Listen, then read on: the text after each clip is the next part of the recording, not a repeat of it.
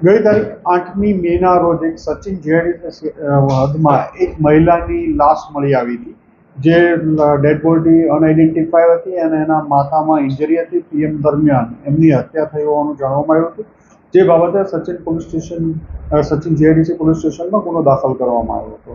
અનડિટેક વંશોધાયેલો મર્ડરનો ગુનો હોય, જેથી ક્રાઇમ બ્રાન્ચ અને અલગ અલગ ટીમો બનાવીને કામમાં હતા. દરમિયાનમાં ક્રાઇમ બ્રાન્ચના પોલીસ ઇન્સ્પેક્ટર આરઆઈ જાડેજાઓને બાતમી મળેલ કે આજે મરણ જનાર સ્ત્રી છે એનું નામ મુન્ની દેવી, વાઇફ ઓફ મુન્નાસિંહ ગણેશસિંહ ચૌહાણ છે અને એ સચિન જીઆઈડીસી વિસ્તારમાં રહે છે.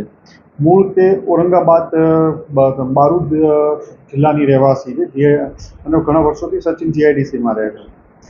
એને એક કિસમ અરમાન છોટેબાબુ હાસમી સાથે રિલેશનશિપમાં હતી અને બંને સાથે ઘણીવાર રહેતા હતા અને તેના હસબન્ડ સાથે પણ રહેતી હતી અને અવારનવાર આ બંને વચ્ચે ઝઘડા પણ થતા હતા. આ પ્રેમ પ્રકરણમાં જે મુન્ની દેવી જેનું મર્ડર થયું એ અરમાન છોટેબાબુ હાસમી ઉપર શંકા રાખીને બંને વચ્ચે ઝઘડા થતા હતા અને 8મી તારીખે બંને વચ્ચે ઝઘડો થયા પછી બહાર જમવા ગયા અને ત્યાં જેમાં પછી એને મર્ડર કરી અને પાઇપથી ભાગી ગયો હતો.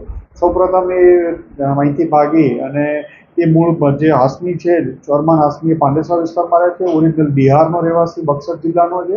ત્યાંથી નેપાળ જતો રહ્યો તો પોખરાથી ફરીથી પાછો બિહાર આવ્યો અને બિહારથી બાતમી આધારે કેમેરાની ટીમે ટ્રેપ કરી અને એને પકડી પાડ્યો છે.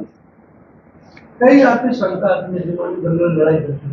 એને હતું કે લેડીને કે અરમાનને કોઈ બીજી સ્ત્રી સાથે પણ સંબંધ છે, જેને લઈ અને બંને વચ્ચે અવારનવાર ઝઘડો થતો હતો. એના હિસાબથી બંને વચ્ચે આ ઝઘડાના હિસાબે આને કંટાળીને એનું મર્ડર કરી દીધું. 2-2.5 વર્ષથી ઉપરથી રિલેશનશિપના કરવાની.